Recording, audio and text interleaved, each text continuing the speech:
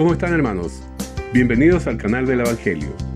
El día de hoy nuestros anfitriones estarán conversando sobre el tema la doctrina de la predestinación. Con ustedes, Andrés e Hilda Neira. ¿Qué tal, amigos? ¿Cómo están? Yo soy Andrés. Yo, Hilda Neira. Bienvenidos al canal Del Evangelio. Le damos la bienvenida con nosotros este domingo. Contentos estamos que nos reciban en el canal del Evangelio. Hoy día tenemos un programa muy especial. ¿Cómo estás? Oh, yo muy bien. ¿Y tú? Estoy muy bien, gracias al Señor, excelente. Pensando en qué bueno el Señor, ¿verdad? Amén, amén, ya en este amén. ciclo tan hermoso que hemos Así es. tenido compartiendo la palabra del Señor, y el canal del Evangelio está creciendo. Damos gracias al Señor por todos los que componen este equipo. Así es. Maravilloso, maravilloso. Gracias a cada uno de ustedes que aportan, ¿cierto? Lo que el Señor le ha dado para poder continuar con que la palabra siga corriendo, Siga corriendo. siga avanzando. Ujú. Hoy día, como bien decía el presentador, como decía Juan Silva, hoy día vamos a conversar en la primera parte sobre si es bíblica la predestinación. Sí, yo creo que hay un tema que trae divisiones. Es este. Claro, más que la seguridad de la salvación, porque cuando hablamos la semana pasada, ¿cierto? Y puedes buscarlo ahí, ¿cierto? En nuestro canal de YouTube o simplemente en Facebook. El tema, cuando hablamos de la seguridad de salvación, si es bíblico, si la salvación se pierde, pues como que no produce lo que produce este tema. Este tema la gente se enoja. We see both parts. Claro, vemos las dos partes de la Biblia, pero que podemos encontrar versículos para defender un punto de vista o para defender otro. Pero este incomoda. Yes. Este incomoda y sería bueno que pudiéramos tener una mente abierta, porque lo que vamos a hacer, casi no vamos a comentar los textos de las dos posiciones, ¿cierto? Si recién te estás integrando, te damos la bienvenida. Hoy día estamos hablando si es bíblica la predestinación. Antes de empezar el programa, quizás sería bueno reflexionar en otras preguntas, como si el libre albedrío del hombre tiene algún límite, o qué hay si realmente existe un libre albedrío, hay una libre gracia.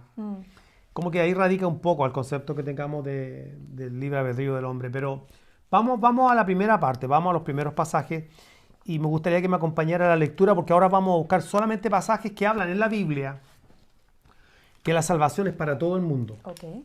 Y eso es lo que pasa, que está en la misma Biblia, los mismos versos. Eso es lo que yo quería decir. O sea, están las dos partes. Está el que el hombre busca y está que Dios busca, que es el que busca, el que llama. En la Biblia no hay contradicciones, solamente podemos ver una paradoja, ¿verdad? De esto, pero no hay contradicciones. Vamos entonces con los primeros versos, ¿ok? Juan 3:16, clásico. Porque de tal manera amó Dios al mundo que ha dado a su Hijo unigénito para que todo aquel que en él cree no se pierda, mas tenga vida eterna. Así que este es el verso que se usa podríamos decir, del lado arminiano, ¿no? Exacto. ¿Cierto? Del que cree, por ejemplo, que la salvación es para todo el mundo. Sí, bueno, y bien interesante en todo caso, porque de tal manera amó Dios al mundo. Cosmos, dice el griego. ¿Okay? Dios amó de tal manera al cosmos que ha dado su Hijo unigénito para que todo aquel que en él cree no se pierda, mas tenga vida eterna. Vamos con el siguiente. 1 Timoteo capítulo 2, verso del 1 al 4. Dice, exhorto ante todo a que se hagan rogativas, oraciones, peticiones y acciones de gracias por todos los hombres, por los reyes y por todos los que están en eminencia, para que vivamos quieta y reposadamente en toda piedad y honestidad. Porque esto es bueno y agradable delante de Dios nuestro Salvador, el cual quiere que todos los hombres sean salvos y vengan al conocimiento de la verdad. Ahí tenemos otro texto bastante, digamos, si tú lo lees así, dice, bueno, ahí está diciendo lo mismo que dice Juan 3:16, todo. O sea, Dios quiere, esto es bueno y agradable delante de Dios nuestro Salvador, que Él quiere que todos los hombres sean salvos y vengan al conocimiento de la verdad. Sí, o sea, exactamente. este verso no dice nada malo, lo que dice que es el deseo de Dios. O está ahí, Ok. yo creo que no hay problema. No. Veamos ahí en 1 Timoteo 4:10. ¿Ok? Que por esto mismo trabajamos y sufrimos oprobios, porque esperamos en el Dios viviente, que es el Salvador de todos los hombres, mayormente los que creen. Aquí hay algo claro, Jesucristo es el Salvador. Así es. Jesucristo, nadie puede desconocer que Él es Salvador, pero Pablo agrega algo más, mayormente de los que creen. Ahora, hay que notar una cosita a este verso, porque se puede, si nosotros decimos, bueno, viste, Salvador de todos los hombres, pero podemos caer en un universalismo. Si literalmente la primera parte del texto, Él es Salvador de todos los hombres, quiere decir entonces que ya todos los hombres son salvos. Y entonces caer en un universalismo, diciendo ya todos son salvos, ya, y listo. Claro. Y tú sabes que una doctrina lleva a la otra, porque Exactamente. si crees que todos los hombres ya son salvos, entonces, ¿por qué el infierno? Claro. ¿Por qué el castigo eterno? Exacto. ¿Entiendes? Pero después dice mayormente de todos los que creen. Ahí tenemos 3 versos bien Y fuertes. por qué evangelizar Y también. por qué evangelizar también. Un buen punto. Sí. Lee ahora Tito capítulo 2, verso 11. Dice, porque la gracia de Dios se ha manifestado para salvación a todos los hombres. Porque la gracia de Dios. Aquí ya estamos los penales 4-0. Está ganando el equipo arminiano 4-0. Sí. Colo Colo. No, Colo Colo con la U. No, Colo Colo con la U no. Ok. Colo Colo. Perdón. Ok, vamos entonces, 2 de Pedro 3:9, porque ya tenemos las primeras palabras de Jesús. De tal manera amó Dios al mundo. Tenemos al apóstol Pablo diciendo a Timoteo. Tenemos al apóstol Pablo diciendo a Tito. Ahora, ¿qué es lo que escribió Pedro en segunda carta de Pedro, capítulo 3, verso 9? Dice, el Señor no retarda su promesa, según algunos la tienen por tardanza, sino que es paciente para con nosotros, no queriendo que ninguna perezca, sino que todos procedan al arrepentimiento. Ok, nuevamente tenemos el deseo de Dios. O sea, Nuevamente Dios no quiere lo la vemos. muerte, Dios no se goza la muerte del impío. Obviamente que no. No, que no, para que nada, ¿verdad? Pero ahí con eso como tenemos 5, pero vamos a dar otro más, otro penal más. Ok. Primera de Juan, capítulo 2, verso 2. Y Él es la propiciación por nuestros pecados, y no solamente por los nuestros, sino también por los de todo el mundo. Ok, entonces, si por ejemplo no hubieran más textos en la Biblia que hablaran de la elección y estuvieran solamente estos textos, entonces quedaría en evidencia que realmente este es todo el consejo de Dios y que no hay nada más, que efectivamente sí Dios quiere que todo el mundo se salve, ¿cierto? Claro. Entonces, pero vamos a ver la otra parte, Ok. vamos a ver los otros textos, porque no podemos solamente, o sea, si nosotros decimos, esta palabra es inspirada por Dios, pero desconocemos la otra palabra, entonces no tenemos todo el consejo de la palabra de Dios. Claro, también implica, o sea, de que si Él quiere que todo el mundo se salve, como dice Juan 3:16, también eso implica de que nosotros lo escogemos a Él, no Él a nosotros. Ahora vamos a ver esa parte. Ok. Ojalá que fuéramos lo más imparciales en los textos, voy a tratar, ¿ok? Ok. Todos tenemos posiciones bíblicas, así que si te estás integrando ahora, estamos tratando si es bíblica la doctrina de la predestinación, si llegaste tarde y escucha ahora la segunda parte de los textos, la segunda posición, ¿verdad? Que no la arminiana, sino podríamos decir la calvinista, por decirlo de alguna manera, aunque Calvino no inventó la predestinación ni mucho menos. Te rogamos que después veas todo el programa, Desde el principio. claro, para que no nos saque fuera de contexto. Exactamente. Es muy importante también que si tienes alguna pregunta o alguna duda, no dudes en ponerlo. Ahí estaremos para contestar cualquier pregunta que Eso es tengas. importante. Sí. Aceptamos toda pregunta o todo aporte. Lo que nos vamos a aceptar que se pongan groseros, ni que traten Exactamente. a los que creen en la predestinación de hijos del diablo, ni tampoco que traten a los que creen que Dios quiere que todo el mundo se salve como hijos del diablo, Claro. ni cosas como esas. Ese no es el estilo, ni tarjeta amarilla a la primera. No estamos para debate, sino que estamos para edificar el Exacto. cuerpo de Cristo. Pero mira, tarjeta amarilla, el primer comentario, Exacto. segundo rojo para afuera del chat, ¿ok? En amor. En amor, así es. Pero con amor. Ok. Entonces vamos con los textos que hablan de que Dios es el que escoge. Ok. Vamos, Efesios capítulo 1, verso del 4 al 5. Dice, según nos escogió en Él antes de la fundación del mundo, para que fuésemos santos y sin mancha delante de Él, en amor, habiéndonos predestinados para ser adoptados hijos suyos por medio de Jesucristo, según el puro afecto de su voluntad. Este texto está diciendo que hay una elección y que esta elección no fue cuando tú naciste, sino que fue antes. ¿Ok? Y esto fue hecho, ¿ok? Fíjate, dice que habiéndonos predestinados para ser adoptados hijos suyos por medio de Jesucristo, pero te agrega según el puro afecto de su voluntad, la voluntad de La Dios. voluntad de Dios. Entonces ahí como que deja la voluntad del hombre fuera, ¿cierto? Ahí estamos fuera. Estamos fuera, estamos 6-1, algo así, Allá. ¿cierto? Podríamos Sí, decir. ahí vamos. Ok, Efesios 1:11. Dice, en él asimismo tuvimos herencia, habiendo sido predestinados conforme al propósito de que hace todas las cosas según el designio de su voluntad. Ok, entonces aquí dice que fuimos predestinados, proborizo es la palabra griega, o sea, quiere decir predeterminados desde antes, tomar una decisión desde antes, y nuevamente agrega la palabra según el puro afecto de su voluntad. Entonces, el designio de su Y voluntad. nuevamente predestinados. Claro, pero aparece el designio de su Conforme voluntad. a su propósito. Queda la voluntad del hombre, claro, conforme a su propósito. Pero nuevamente vemos que aquí queda la voluntad del hombre fuera. ¿Ok? Veamos 1 Corintios capítulo 1, verso 28. Ok, y lo vil del mundo y lo menospreciado escogió Dios, y lo que no es para deshacer lo que es. Aquí vemos entonces que Dios escoge, no cualquier cosa. Dios no se preocupa de eso de lo que ve el hombre. Dice que Él escogió lo vil del mundo. Exacto. ¿Ok? Aquí viene un texto que es bien fuerte también. Hechos capítulo 13, verso 48. Léelo, por favor. Dice, los gentiles, oyendo esto, se regocijaban y glorificaban la palabra del Señor, y creyeron todos los que estaban ordenados para vida eterna. Ya, este verso está bien fuerte. Para la posición calvinista, ¿verdad? Para los que creemos. Los Que Dios creemos. es el que escoge, Que escoge. que predestina. Este es un pasaje bastante fuerte. Los que estaban ordenados para vida eterna. No dice no los que quisieron, sino los que estaban ordenados para vida eterna.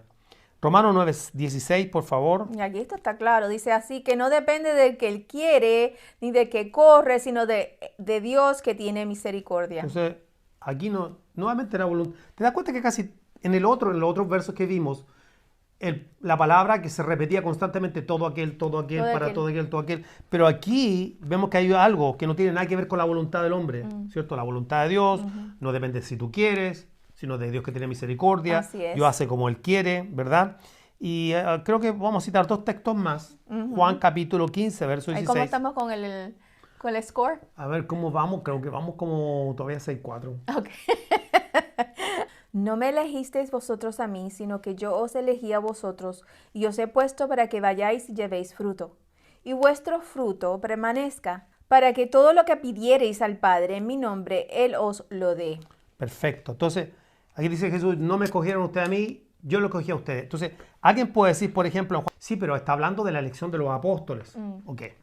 Entonces, vamos a ser consecuentes. Si Jesús le está hablando a los apóstoles y se refiere a ellos como elegidos, entonces tenemos que ser consecuentes y decir que si está hablando con ellos, todo lo que concierne al fruto, la demanda del fruto, el que no da fruto es arrojado y quemado, entonces no se aplica a nosotros porque le está hablando a los apóstoles. Entonces alguien dice, no, eso es algo que se aplica a todos nosotros. Entonces, si es algo, el dar fruto, que se aplica a todos los creyentes de la época, incluyendo la de ahora, entonces lo de la elección también se aplica a los creyentes. Tenemos que aceptarlo. Tenemos que ser consecuentes. Sí. Tenemos que ser consecuentes. Y aceptar lo que dice, pues. Último.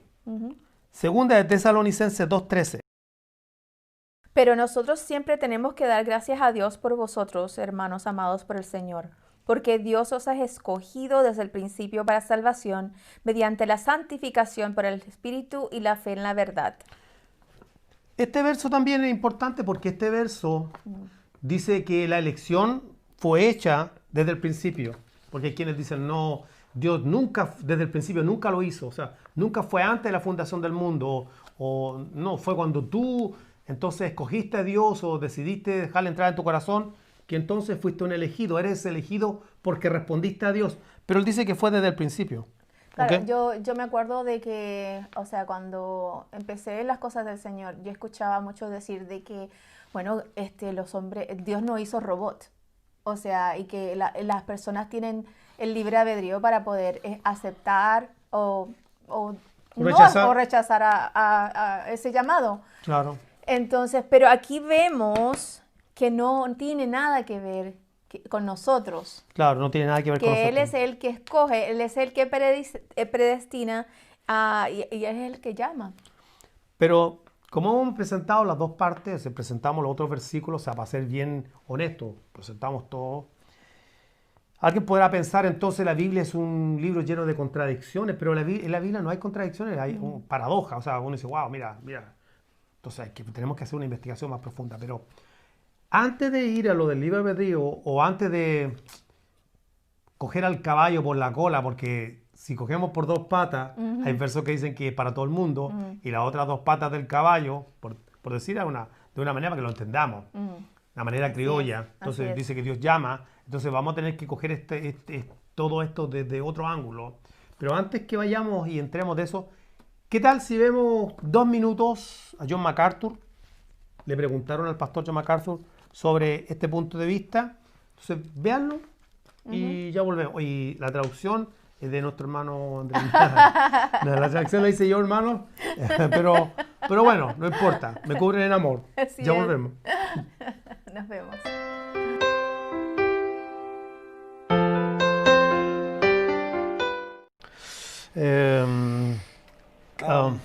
¿Cree usted que Dios es soberano en salvación? Por supuesto, lo hemos visto hoy. ¿Cree que Dios elige a quien estará seguro? Por supuesto. ¿Cree que Dios, el Padre trae? ¿Cree que el Hijo preserva?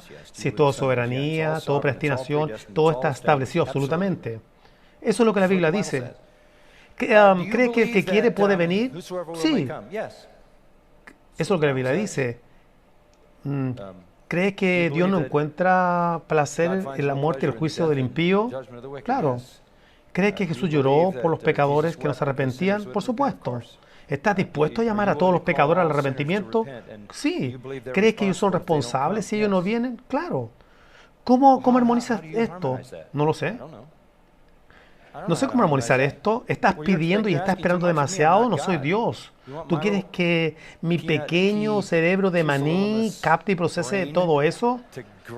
Por favor. Eso no es mi problema. Pero lo único que no puedo negar es lo que las Escrituras dicen. Ese es el misterio divino. Es todo de mí, todo de Él. Las cosas malas son mías, las cosas buenas son de Él. En todas las principales doctrinas de la Biblia, en todas estas cosas importantes, existen paradojas aparentes que no pueden ser o no se pueden resolver. Sé que estoy asegurado por Dios, pero sé que también se me ha ordenado perseverar en la fe. Los dos lados de la misma moneda. Sé que no puedo ser salvo a menos que sea elegido y llamado. Y sé que no puedo ser salvo a menos que esté dispuesto a arrepentirme y creer. No tengo que armonizar eso, pero tampoco puedo negar esas cosas. Al final, subraye eso, al final, Dios obtendrá la gloria por cada cosa hecha rectamente, porque todo es su obra. Bien, ya vimos el video, ¿eh? Ah, sí. Sí, entonces, pero Muy buena traducción, by the way. No By the sé. way. Very good, very good. No, bueno, no sé, ¿qué te puedo decir? Ahí está, es que ese acento internacional es como lo que le da el sabor. La broma. ¿Necesita Dios el permiso del hombre para establecer su voluntad? ¿Cuáles son los límites de nuestro libre albedrío? ¿Existe un libre albedrío? ¿En qué manera afectó el pecado el libre albedrío del hombre? Quizás las últimas 2 preguntas las podemos reflexionar de esta manera. ¿Existe el libre albedrío? Claro que existe, nunca dejó de existir. Lo que pasa es que el libre albedrío... Tiene un límite Claro, porque es libre, pero es esclavo del pecado. del pecado, de la perversión del hombre. De la naturaleza pecaminosa. Entonces, ¿somos responsables ante Dios por cada cosa que hacemos? Claro, porque tomamos decisiones. Pero este libre albedrío tiene una limitante. No nos permite buscar a Dios. No. No hay quien busque a Dios, dice la Biblia en Romanos No, 3. ahí lo dice muy claramente. No hay quien busque a Dios. Entonces, tenemos una limitante por el pecado. Estamos muertos en delito y pecado. El hombre nace muerto en delito y pecado. Y no puede buscar a Dios, no puede resucitarse. Necesita ser resucitado. Necesita esta vida nueva. Y quizás esta parte sería bien bueno preguntarse, ¿es Dios un caballero? ¿Te acuerdas que siempre se dice, bueno, Dios es un caballero y entonces Él quiere que tú le dejes entrar a tu corazón y qué sé yo? Él está tocando a la puerta de tu Claro, corazón, claro. déjalo entrar. Eso está fuera de contexto porque en Apocalipsis 3 está hablando de que Él está golpeando fuera de la iglesia, está golpeándole la puerta a una iglesia que es una iglesia sin Cristo, lo tiene afuera. Veamos si Dios puede tocar el corazón del hombre sin su permiso. Exacto. Por ejemplo, Hechos capítulo 16, verso 14. Entonces, una mujer llamada Lidia, vendedora de púrpura de la ciudad de Tiatira, que adoraba a Dios, estaba oyendo, y el Señor abrió el corazón de ella para que estuviese atenta a lo que Pablo decía. ¿Notaste el detalle? ¿Es Dios el que le abre el corazón? Así es. O sea, Dios interrumpe. ¿Puede Dios aparecerse en escena y alumbrarte sin tu permiso? Claro que sí. Claro. Nadie estaba orando por Lidia. Nadie está intercediendo. Dios abre los ojos al entendimiento. Dios vino y le abrió los ojos al entendimiento. Punto. Dios... ¿Qué pasa con Efesios 2.8? Que esto no es de nosotros, sino es de Dios para que nadie se gloríe. Claro, pero mira, bueno, lo que pasa es que ese texto es un texto que ha sido un poco complicado de interpretar por gracia sois salvos por medio de la fe, y esto no de vosotros, pues es don de Dios. ¿Qué es don de Dios? Esto. Regalo. Pero fíjate, esto, la verdad que está en neutro, no dice esta. Yeah. Entonces, esto neutro puede aplicarse tanto a la salvación, a la gracia o a la fe. Entonces, de alguna manera, es un regalo de Dios la salvación. Claro, obviamente la salvación es del Señor, ¿cierto? La gracia de Dios, obviamente que es un regalo. Es un regalo. En la fe, un regalo, claro que es un regalo de parte de Dios. Entonces, ¿qué regla hermenéutica podemos usar para poder interpretar algo que está en neutro, que se puede ser aplicado a los tres? Bueno, lo que pasa es que hay que entender el origen de la salvación. La salvación comienza con el Señor y termina con el Señor porque Él es el autor de la salvación al comienzo y al final. Y Él es el alfa y Él es el omega. Claro, Él es el principio y el fin en todo, incluyendo la salvación. Así que yo creo que lo justo es decir eso, la salvación, de principio a fin, es el regalo de Dios. Así Sigamos, porque estamos ahora, así que Dios puede intervenir en el corazón del hombre abriéndole el ojo del entendimiento, alumbrándole, sin su permiso, ¿ok? Pero también vamos a ver otra cosa. Romanos capítulo 9, verso del 8 al 11, léelo por favor. Esto es, no los que son hijos según la carne son los hijos de Dios, sino que los que son hijos según la promesa son contados como descendientes. Porque la palabra de la promesa es esta: por este tiempo vendré y Sara tendrá un hijo. Y no solo esto, sino también cuando Rebeca concibió de Isaac nuestro padre, pues no había aún nacido, ni había hecho aún ni el bien ni el mal, para que el propósito de Dios conforme a la elección permaneciese, no por las obras, sino por el que llama. Estos versos aquí son tan tremendos porque primero dice que los hijos de Dios no son por herencia humana. Son engendrados. Son engendrados. Bueno, Juan lo dice, capítulo 1, verso 13. Los cuales son engendrados por Dios. Si Dios es el que engendra, entonces la voluntad nació en el... Es que es como ese término para que entendamos más o menos cómo es el proceso humano. Nosotros los seres humanos tenemos un hijo, nosotros como hijos. Nosotros no pedimos venir al mundo, nos engendraron. Exactamente. No fue nuestra voluntad, nos trajeron. Entonces, de alguna manera, ahí está el concepto. Los hijos de Dios son los que son contados por la promesa de Dios, y Juan 1.13 dice que son engendrados por Dios. Así que no se hicieron a sí mismos. Exactamente. Pero hay otra cosa interesante porque esto echa por la borda el hecho de que, por ejemplo, pues no habían aún nacido ni habían hecho ni el bien ni el mal para que el propósito de Dios conforme a la elección permaneciese no por obra, sino por aquel que llama. Entonces, esto descarta el hecho de que dice, por ejemplo, no, que Dios vio en el futuro y vio que tú ibas a responder y Dios sabía que tú eras bueno de corazón y que no eras tan malo. Pero dice, no habían nacido. No había hecho ni el bien ni el mal, ni había hecho nada. ¿Y por qué Dios tiene que hacerlo así? O sea, ¿por qué Dios tiene que elegir antes de que nazcas, antes que tú hagas lo bueno o lo malo? Dice, para que el propósito de la elección, mira la palabra elección, permaneciese no por obra, sino por el que llama. Entonces aquí las palabras clave son elección, el que llama. Para que esté claro de que Él es el que llama. Y no tiene nada que ver con tu conducta. Entonces, de alguna manera quizás esto lo podemos aplicar a Lidia. O sea, no fue porque Lidia era buena, sino que simplemente Dios, ¿cierto?, llama y tiene propósito. Entonces, esto echa por la borda el hecho de pensar, bueno, Dios vio tu actitud, tu respuesta, ¿por qué no? Aquí dice claramente, tú no habías hecho nada. Exacto. Para que fuera por llamado Así y por elección. Y sigue leyendo, por favor, el mismo Romanos capítulo 9, del verso 13 al 19. Como está escrito, a Jacob amé, mas a Esaú aborrecí. ¿Qué pues diremos? ¿Que hay injusticia en Dios? En ninguna manera. Pues a Moisés dice, tendré misericordia del que yo tenga misericordia y me compadeceré del que yo me compadezca.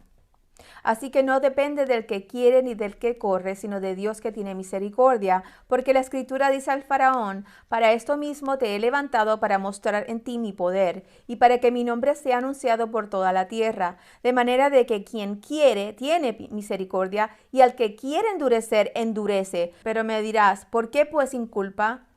Porque quien ha resistido su voluntad. Detente un momento, por favor. Que viene interesante estos versos, porque aquí viene hablando de que, o sea, esto es lo que uno siempre dice, no estoy injusto. Claro. Esa es la posición. No, injusto que Dios, por ejemplo, pueda tener misericordia del que quiera tener misericordia. No es justo. O sea, ese es el argumento. Pero ¿quién somos nosotros para, No, eso nosotros lo podemos decir. para decir qué es lo que hace Dios y lo que no hace Dios? Y otra cosa más, mira, como dice, por ejemplo, dice que al faraón, dice, al que quiere endurecer, endurece. Entonces él le endureció el corazón al faraón. Ahora, obviamente usó el corazón caído, perverso del faraón, pero después de todo, la decisión de endurecer el corazón estuvo en Dios. ¿Te das cuenta? O sea, Exacto. al margen de si usó el corazón perverso del faraón, sí, pero ahí vemos un decreto soberano de parte de Dios. Entonces, Él tiene acceso a todo. él tiene acceso a todo, a todo. Entonces él puede abrir los ojos y él simplemente puede entregarte a ese corazón duro y endurecido por el pecado. Así es. Pero sigamos leyendo, sigamos ahí en Romanos capítulo 9, tomémoslo del verso 20 y lo vamos a leer hasta el 24, por favor. Dice, mas antes, hombre, ¿quién eres tú para que alterques con Dios? Eso es lo que yo estaba diciendo. O sea, ¿quién somos nosotros para decirle al Señor por qué? ¿Dirá el vaso de barro al que lo formó, ¿por qué me has hecho así? ¿O no tiene potestad el alfarero sobre el barro para hacer de la misma masa un vaso de honra y otro para deshonra? ¿Y qué si Dios, queriendo mostrar su ira y hacer notorio su poder, soportó con mucha paciencia los vasos de ira preparados para destrucción y para hacer notorias las riquezas de su gloria, las mostró para que con los vasos de misericordia que él preparó de antemano para gloria?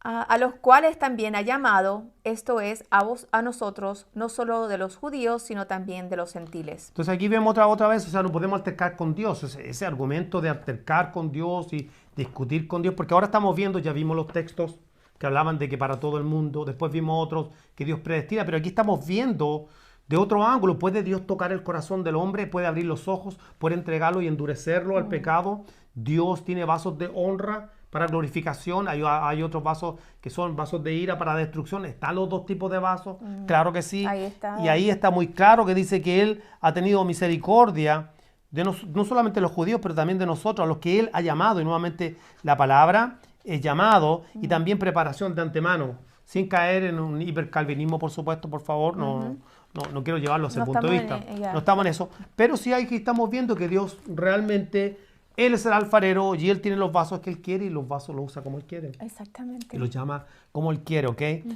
Entonces, vamos a ver otro verso en Romanos, porque estos versos sí que me llaman mucho la atención, quizás porque alguien podrá pensar, sí, pero solamente entonces Dios le abrió el corazón a Lidia, endureció el corazón del faraón, eso es todos los versos que hay, de cuánto Dios puede intervenir en el corazón del hombre sin preguntarle, porque yo he escuchado de pronto, Dios es Dios, pero sí, Dios es Dios, pero yo soy el que decido si quiero seguirlo o no. Claro. Realmente es una palabra muy fuerte. Misconception. Claro, un malentendido, ¿cierto?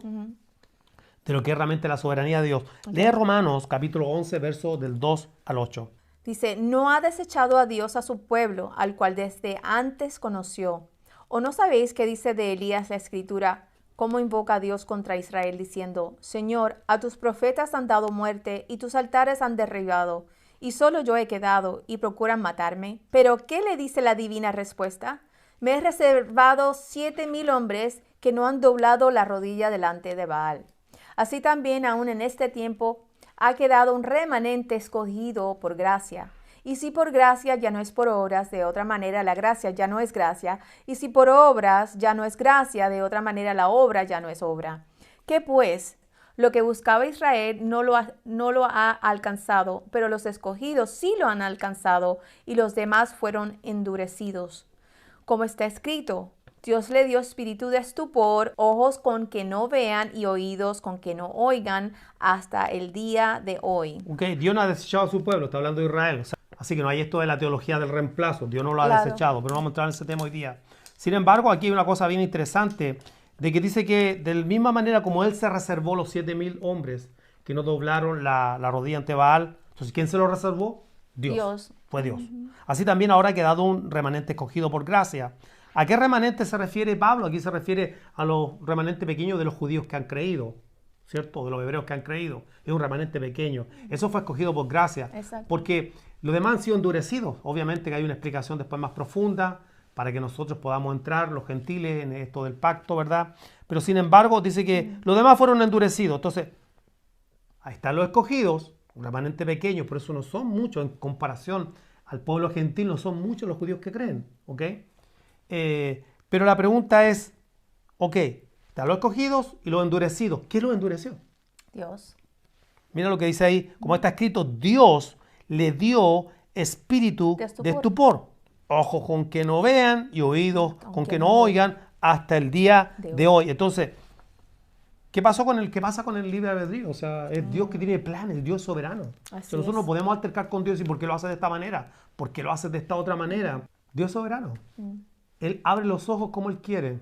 Y Él puede dejar los ojos cerrados si Él quiere. Él puede tener misericordia del quien quiera. Y también, si quiere, no tiene misericordia porque Él es soberano, Él es dueño de su creación.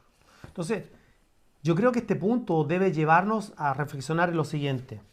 Si no existe tal cosa como que Dios pueda intervenir en el corazón del hombre sin su permiso, ¿cierto? Porque esa es la posición arminiana, o sea, es como Pelagio y Agustín de Hipona.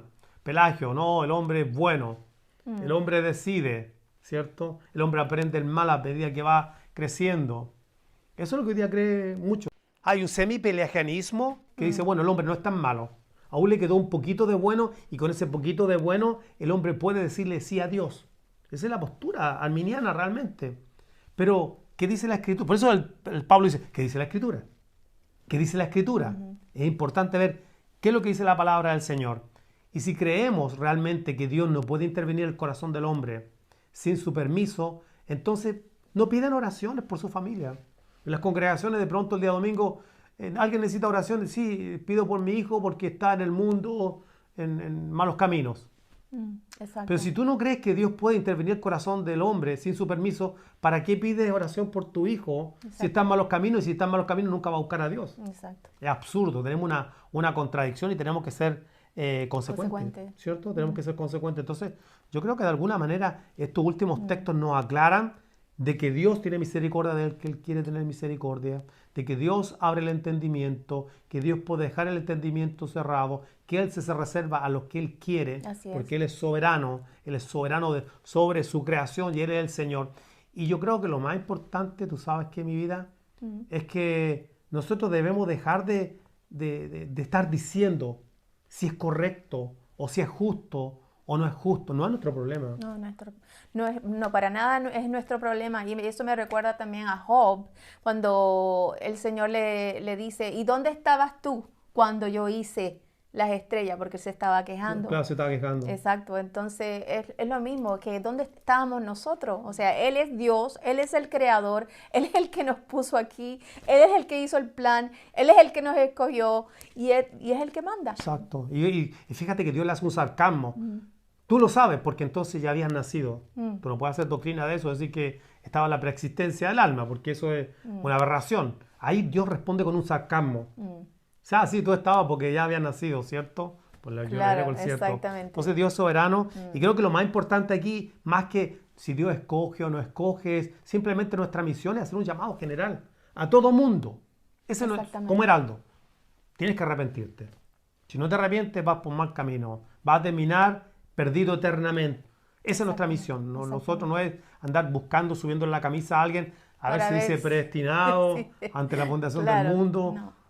El llamado, o sea, la comisión es esa, a todo el mundo predicar. De llevarle el evangelio a todo el mundo. Y Dios, obviamente, nosotros sembramos la semilla, Dios es el que da el crecimiento. Nada más. Ese es nuestro deber, no es cuestionar a Dios. Y creo que aquellas personas que empiezan a cuestionar la soberanía de Dios yo no quisiera estar en esos zapatos. No. Así que hay que hacer un llamado ya radical. Corta eso de que no es justo, no es tu problema. Es una ofensa a Dios. Dice, no es justo. No tenemos la mente de Dios. No tenemos la mente de Dios, ni estamos llamados a traer a Dios del tribunal celestial aquí, a hacer un tribunal en la tierra pensando lo que es justo de acuerdo a nuestra manera. Exactamente. Es la forma de que nosotros interpretamos la justicia no es lo mismo que el Dios. Amor y todo eso. Exactamente. Es totalmente diferente. Completamente diferente. Ojalá que lo que hemos traído.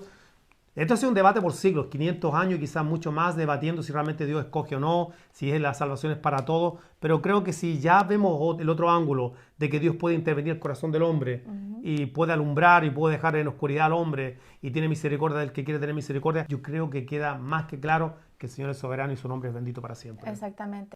No creo que haya nadie que tenga todas las respuestas. ¿Cómo vamos a como decía John MacArthur en el video? Exacto. Eran que un cerebro de maní les conteste eso. Yo no soy No. Dios. Obviamente nosotros no somos Dios ni tenemos todas las respuestas, pero Martín Lutero siempre decía que hay que dejar que los textos más claros interpreten a los oscuros y dejar los textos oscuros a veces que no comprendemos ahí hasta que Dios traiga más luz sobre ellos. Así Pero es. no podemos desconocer la soberanía del Señor. Así. Bueno, nos vamos a una pausa. Volvemos después del segundo segmento. Acuérdense de compartir y si les gusta, denle un like. Ya nos vemos. Ya nos vemos. A continuación, una alabanza con Patricio Curinado.